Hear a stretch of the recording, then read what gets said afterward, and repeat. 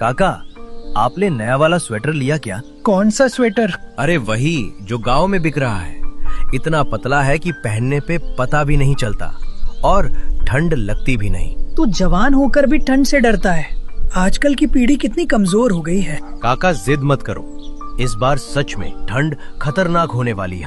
काका ने उसकी बात अनसुनी कर दी और बोले, मुझ बूढ़े को समझाने चला है। जा, मुझे किसी स्वेटर की जरूरत नहीं। इतना कहकर काका अंदर चले गए। लेकिन काका को क्या पता था कि ये ठंड साधारण नहीं थी। ये ठंड लोगों की जान तक ले लेने वाली थी। आने वाली रातें पूरे गांव की किस्मत बदलने वाली थी। कुछ दिन बीत गए। ठंड धीरे धीरे बढ़ने लगी थी। गांव के चौकीदार ने रात को बाहर घूमने पर सख्त मनाही लगा दी थी। हालत इतनी खराब थी कि स्वेटर पहने हुए लोग भी कांप रहे थे। हवा में एक अजीब सी सिहरन घुल चुकी थी। उस रात रमेश अपनी पत्नी ममता से बात कर रहा था। अरे ममता, तुम्हें पता है हमारे पड़ोस के काका बिना स्वेटर के भी आराम से रहते हैं। उन्हें तो जैसे ठंड लगती ही नहीं। कुछ भी बोलते रहते हो जी। ऐसी ठंड में कोई बिना स्वेटर के रहे असंभव। अकड़ जाएंगे ठंड से। तुम्हें यकीन नहीं होता? चल अभी उनके घर चलते हैं। दोनों तुरंत काका के घर पहुंच गए। काका ने दरवाजा खोला और चौंक कर बोले, अरे रमेश, सब ठीक तो है? इतनी रात को कैसे आ गए? काका सब ठीक है, बस ममता को यकीन नहीं हो रहा था कि आप इतनी ठंड में बिना स्वेटर रह लेते। अरे बेटी, हमारे जमाने में हम लोग बहुत मेहनत करते थे। खाने में भी शुद्ध और ताकतवर चीजें मिलती थी।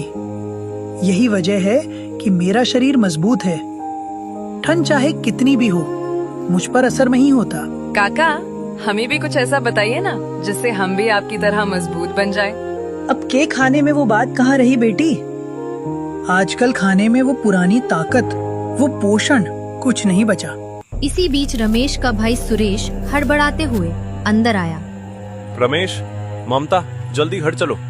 थोड़ी देर बाद इस साल की सबसे बड़ी ठंड की लाट आने वाली है, बहुत खतरनाक वाली।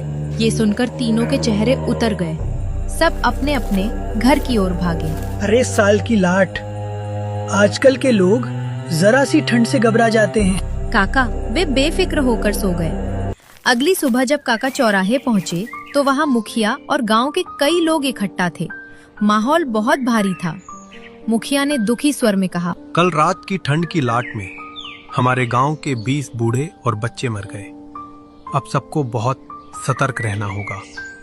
काका का दिल धक से रह गया।